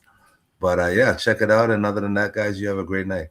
Hell yeah, Robert brother. Maxwell Thanks, with 2 X's. By the way, it's D's Laughs on Instagram and Twitter is what you said in the chat. So yeah, appreciate you calling in, brother. Do it again sometime. We're gonna bring in Rage to bring it in for a landing. Appreciate it. You have a good one. All right. Peace. Rage. All right, we'll see you. Rage, bringing you in. Rage, what the fuck is up? Yo, Rage, hold up, bro. I gotta tell you something. Did you see the New York Post publication that basically they ran an article that said Trump was briefed that Iran's new supreme leader is probably gay? Yes. Which is funny. I actually saw it. Or something, right? Yeah, I saw that, and Trump's response was apparently like they made a big joke about it, like, and then everyone was just like, ha ha ha, yeah, like, look, yeah, he's gay. Like, it was but in the same breath, I'd put money on it that we're gonna get the same fucking nonsense about like herder throwing gays off roofs, that, like, which they've already done exactly a shitload of that right stuff. After that, because like all the memes were like, oh, like I don't remember what the other, whatever every other, It was like, by the way, it was like New York Post or something, I think too. Yeah, it was like it's not like a paragon of like journalism, but it wasn't a nobody. Somebody gay, which is, I mean, I don't know. Fuck. I just the more think it's funny. I think it probably might be true. It seems like a weird. Yeah, no, that's what I'm saying. I just more find it funny that they're leaning into that like herder, Haji. Yeah, I just find it funny they're leaning into the Haji propaganda while also doing that. Like he's gay, but also they throw gays off roofs. You're like, which is it? Pick one. Yeah, which one is it? Yeah, exactly. But then you go into the like, oh, like when, like, oh, they, I guess all the stuff that, unfortunately, that we look into, it's like, oh yeah, they bring all these little boys and they just like shit on their chests and like everything's gay. Like, I mean, a hole's a hole to them at that point. Like when you live in the goddamn desert, I mean, you're bachabazi is what you're talking about, like certain cultural aspects of where they were just taking little boys and making them dance. Yeah, it really is. There's a and it's like, black people are like, we invented twerking, and I'm like, I don't know. I think those the real black people invented twerking a couple hundred years ago. I know. What do we got, Jacob? We got another call, brother? Oh, okay. Never mind. That was weird. Okay. Never mind. He's teasing. He's teasing, brother. He's giving us the tip. Note, breaking news, guys. Top U.S. government official at FEMA, I mean, he says he involuntarily teleported 50 miles away to Waffle House, and this was all against his will. All, what the fuck? Yeah. Motherfucker. Dude, I wish I could teleport to a Waffle House right now. I'm like, first of all, the problem lies within the fact that you were teleported to Waffle House. You know what I'm saying? And like, he didn't leave with a black eye. I don't believe it. I mean, if you had some sort of weird teleportation system that you had to like set static spots for it, Waffle House would be the place to do that. I mean, like Quantum Leap, and I never saw this Scott Bakula teleport to a Waffle House. No, and he was always on some other shit. Scott Bakula would be like, "What?" It's like that one episode. He's like, "I'm retarded." But like, he was always on some other shit. Like he's teleporting it, and then he's like, I guess this guide was always like some, very horny ass dude, and he's like, "Oh wow, you're in the 1940s. Let's fuck Marilyn Monroe." Which is one episode I did see where Marilyn Monroe is in the pool, and he's like, "What? You just gonna fuck her or not?" And I'm like, "What the fuck is this?" Wow, interesting. Dude, Quantum Leap is like they brought the new when they brought it back, and it was like some Asian dude. It was like, what the fuck is this? No one's gonna believe this. Like, That's who's so gonna? funny. They're just like no matter what time you teleport. I mean, I guess worst case scenario, you brought a black dude in it, but second worst, you brought an Asian. Like, what are you gonna? What point in time are you gonna teleport where they're gonna be like, yeah, let the Asian dude do it? Like, it's like it's not it wasn't gonna work, and obviously it canceled after the first season. Right. Yeah. All right, Rage, I got to show you something, Rage. This is what I think about, especially when you're a shithouse and you call into the show. This How'd is you like, guess? Whoa, whoa, Rage, slow down. I want to show you something. I want to show you something What if that's I'm like what sober? I. What if this is how I am? This is what I think about when you're a shithouse and you call in, and it's also kind of like a go-to for like a drunk or whatever. This is what I find funny, but. Watch this. This is a Zach and Miri make a porno. This is a scene from that movie. Dude, I love. Is it? Don't tell me it's a fucking where he's like, I'm not your demographic. Just watch. Fucking Rothfit. Oh yeah. Roethlisberger, the quarterback, was all fucking hug it, chug it, football. All night. All night. I hate the fucking Steelers, but yeah. Yeah. By the way, the little additional context. He's like, I'm just here to get it. He's fucking Roethlisberger, hug it, chug it, hug it, I've been saying that since fucking middle school. Yeah, that's what I always say whenever someone's being incomprehensible and drunk. Hug it, chug it, football. But yeah, a little extra context. Little extra context for those who haven't seen the movie. He literally just walked into their little like coffee shop, coffee counter. Yeah, and they're fucking in a porno, and he just walks in and like tries to order a coffee. So it's a great movie, by the way. It is a great movie. It's a very funny movie. Justin Long's hilarious, and it's probably one of his greatest cameos. I tell all the time at work. He's you're not my demographic. What's your demographic? He's like, you love pussy? Yeah, not you. Oh my God. He's like, I film movies. He's like, and he's like, whoa, any women? No women. Oh my God. Yeah, it's too bad Ben Roethlisberger had to commit sexual assault in that bathroom. Yeah, that too. I fucking hate the Steelers. So I hate the Steelers. I'm a Cowboys fan, so I fucking fuck the Steelers, fuck the Eagles big time. But when Ben Roethlisberger went down for rape, I was like, I knew it. I knew it. I knew it. Such a raper. He does look like a big old raper. All right, Rage. Yeah. I think we're ready to get it out of here. Appreciate you calling in, Rage, bringing us in for a landing. I'm glad we saved you for last. That was probably the better choice. Yeah. But Rage, you want to say bye to the people? Yeah. Also, I know I had something to talk about. It didn't seem like it, so that's why I said bye. But go ahead. I hate being put on the spot.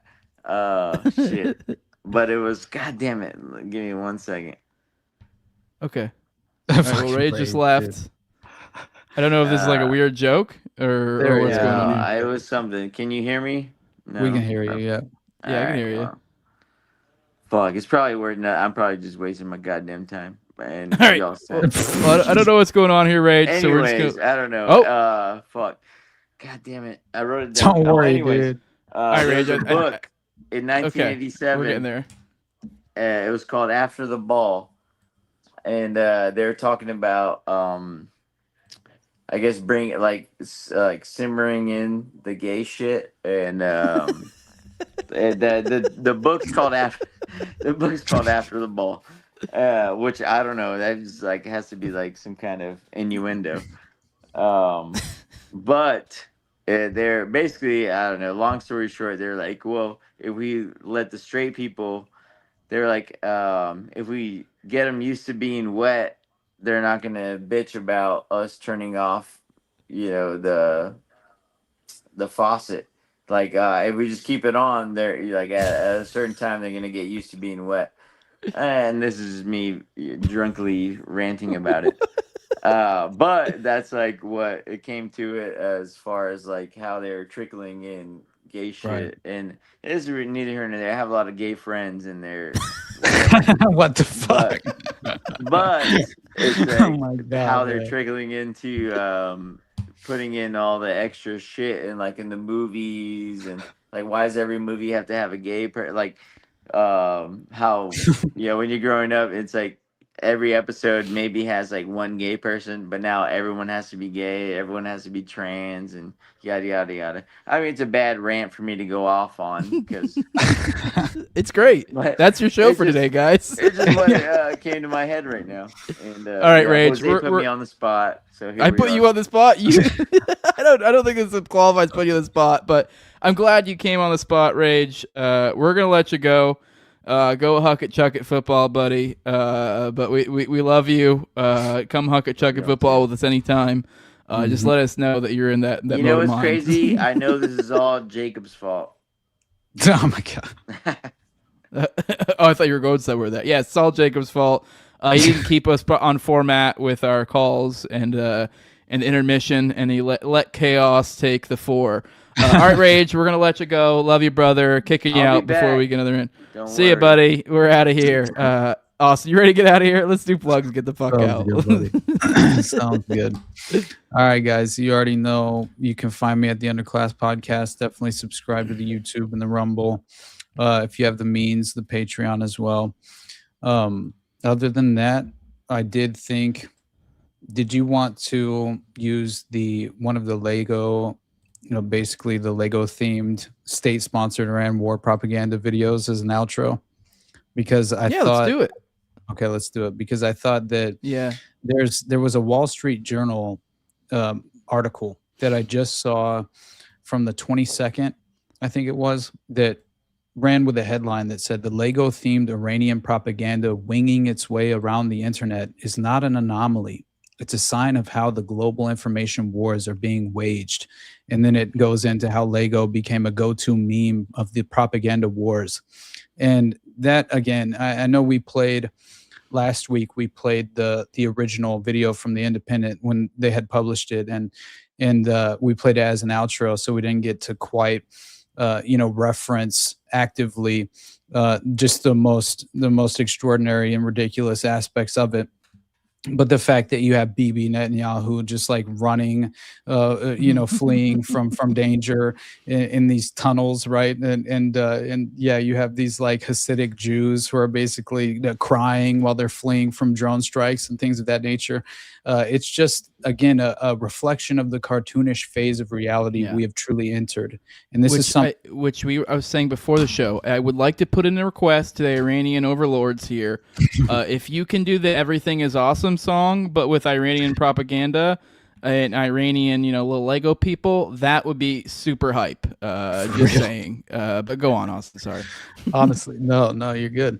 I just thought that it's a great example of the beyond the pale, just as the fact of the cartoonish reality that we are currently residing in, and the fact that this perfectly represents everything that I never imagined as far as the average person being willing to accept, and yes, this might be an appeal to the younger generations to romanticize war, whatever the case may be. But I legitimately view this as kind of almost a condemnation of our intellectual ability at large as a public, as just our inability to just kind of navigate the waters of propaganda and just in a real constructive way diagnose these conflicts and these problems and these especially the legislative actions that cause the ultimate kind of result and outcome that are far too many people are underaware, and therefore they are kind of residing at that surface level and unable to engage in reality as it truly presents itself. And so here we are in the clown world, post reality phase, where basically we're relying on Iranian war propaganda that's Lego themed to drag our politicians and elected representatives through the mud. And honestly, they're doing a great job. As much as I just completely am in opposition philosophically to any government or administration of any kind that is in power. Or just a structured government. Honestly, it's obviously that it's obvious that I kind of reject this at face value in a real way, but still appreciate the fact that, if you didn't notice, at the end of last week's episode, when we did play the video, they reference the American and Israeli regime as terrorists, right? Who have effectively, targeted civilian casualties and children, for that matter. And they're not wrong, right? And that's the only point that I wanted to make before we played the video is and by the way, I'm going to play the Stu Peters version, which is from an Iranian basically from an Iranian publication, but specifically, I just thought this is the funniest version that I've seen go viral, and Stu Peters specifically had posted it, and he said in his tweet of this video, Iran clowned Trump as a pedophile, Netanyahu puppet, an overall loser in their latest Lego hype video, and it is honestly hilarious. But there was an additional officially state-sanctioned propagandistic video, Lego themed, that Iran posted of Lego Trump basically in full-blown sweat as the Navy basically attacks tankers and warships and deploys mines, the Iranian Navy, in the Strait of Hormuz. And so I did think, again, it's we're just at this unprecedented kind of moment that is unbelievable, to witness. So that's that. Honestly, I'll bring up the Stu Peters tweet, and I love you, brother. I love all of you. I appreciate you showing up and giving us the opportunity to run our mouths in the apocalypse, right? As I see you continually post your solo interviews with what's his name? Damn it, why am I forgetting his name? Who's that Tyler. dude? Yeah, Tyler. And then you had I love Tyler, by the way. I met him at Bro Grove. He was great, but I'm forgetting his name starts with an R. I don't know why I'm forgetting his name right now. He basically was MIA for a while. He works on a construction crew, right? I'm a libertarian dude. You just had him on a couple times.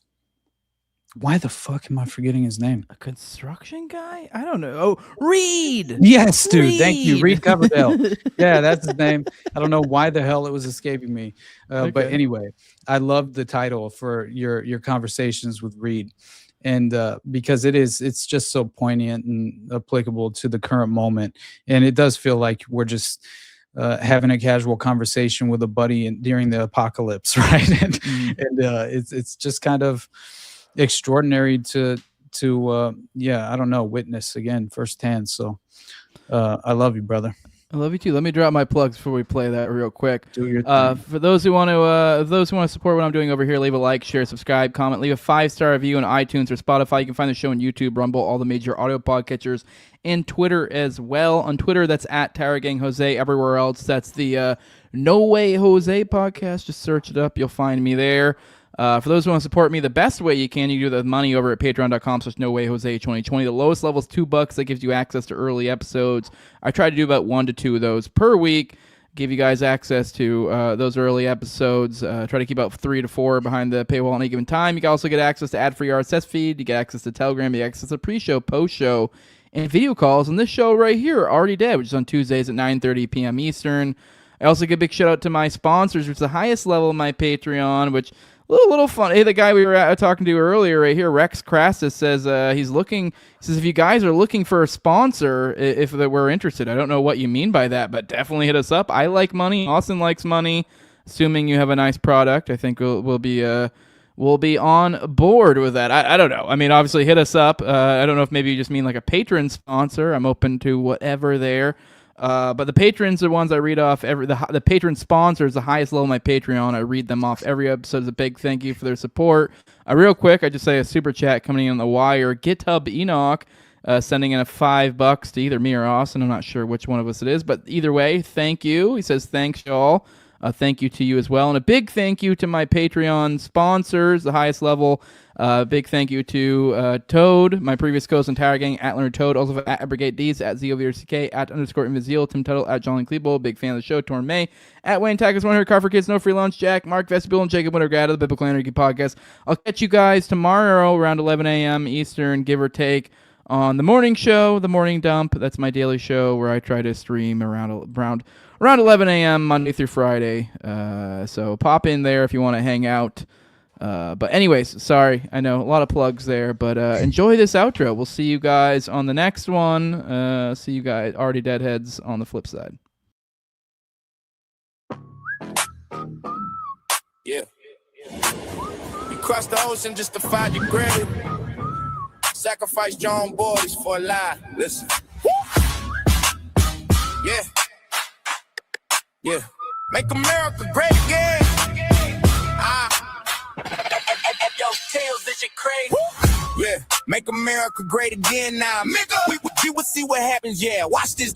Sacred defense, we protecting the soil. While you sacrifice soldiers to pay for your spoil. You thought you ran the globe, sitting on your throne. Now we turning every base into a bed of stone. It's a slaughterhouse, a trap you couldn't see. Welcome to the graveyard of your vanity. The secrets are leaking. The pressure is rising. We locked on the target. And now you are hiding. LOSC. Yeah, we spelling at your name. Send them to the slaughter, you the only one to blame. Bleeding for a fucker while you shaking in your sweet. LOSC. Taste the ass of defeat. LOSC. Yeah, we spelling at your name. Send them to the slaughter, you the only one to blame. Bleeding for a fucker while you shaking in your sweet. LOSC. Taste the ass of defeat. Swag's fighting in your suit, hiding Epstein's ghost. You sent your boys to die on the bloody coast. Not a revenge for the leader's blood is purely mine. Every drop of his blood is a missile on the line. You thought you took him out, thought the fire was dead, but another common name is standing ahead. Yeah, you strike one down, we just shatter your brain. We put another in the leg. Common name again. The secrets are leaking. The pressure is rising. We locked on the target. And now you are hiding. LOSC. Yeah, we spelling out your name. Send them to the slaughter, you the only one to blame. Bleeding for a cup and while you shaking in your sweet. LOSC. Taste the ash. LOSC. Yeah, we spelling out your name. Send them to the slaughter, you the only one to blame. Bleeding for a puppet while you shaking in your sweet. LOSC. Taste the ash of defeat. Sacred defense of the homeland. Sacred defense of the homeland. Sacred.